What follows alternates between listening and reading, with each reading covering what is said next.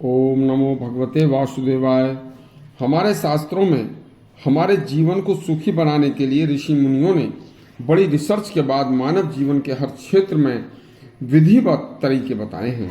उसी में हम स्नान कैसे करें, स्नान भी शास्त्रोक्त विधि से होना चाहिए, उसके बारे में सुनिए। आज स्नान के बारे में लिखा है,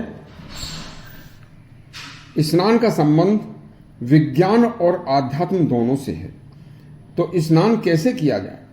मनुष्य के शरीर में 9 छिद्र होते हैं। वह 9 छिद्र रात्रि को सोने से अपवित्र हो जाते हैं। इसलिए सुबह प्रातः काल उठकर स्नान अवश्य करना चाहिए। यदि किसी तीर्थ स्थान में स्नान करना है तो शौच जाने वाला कपड़ा अवश्य बदल देना चाहिए। एक बार स्नान के बाद ही तीर्थ स्नान करना चाहिए।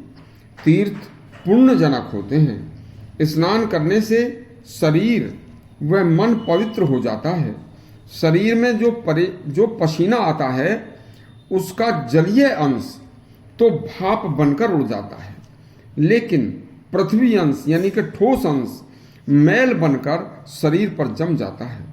इसलिए स्नान में जल के साथ साथ शरीर को रगड़ रगड़ कर अच्छी तरह से मैल हटाकर नहाना चाहिए।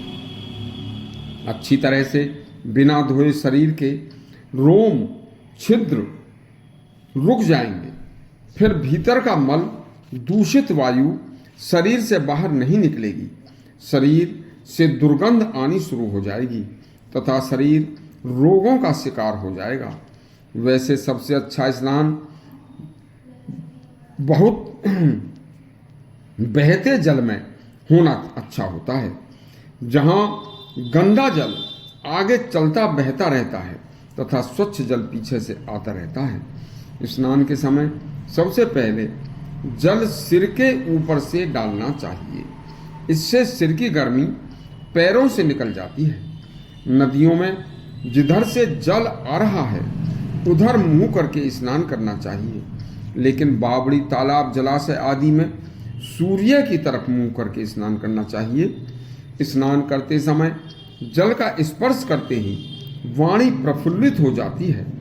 उसका सदुपयोग उस समय भगवान नाम या किसी मंत्र का मानसिक संबद्ध करके मन ही मन स्मरण करना चाहिए। स्नान निषिद्ध कब होता है? सुनिए। बीमारी में भोजन के तुरंत बाद, अजीर्ण में 10 बजे से 3 बजे तक तथा रात्रि में कभी भूलकर भी स्नान नहीं करना चाहिए। ऐसा करने से शरीर की हानि होती है। शरीर रोगाणु होता, रोगग्रस्त हो जाता है। वस्त्र अधिक पहनकर स्नान करने से शरीर का मर्दन यानी शरीर को अच्छी तरह से रगड़ा नहीं जा सकता। आभूषण पहनकर भी कभी स्नान नहीं करना चाहिए। पूरा नग्न होकर भी कभी स्नान नहीं करना चाहिए। इससे जल देवता का निरादर होता है। स्नान का मतलब है शुचिता, पवित्रता।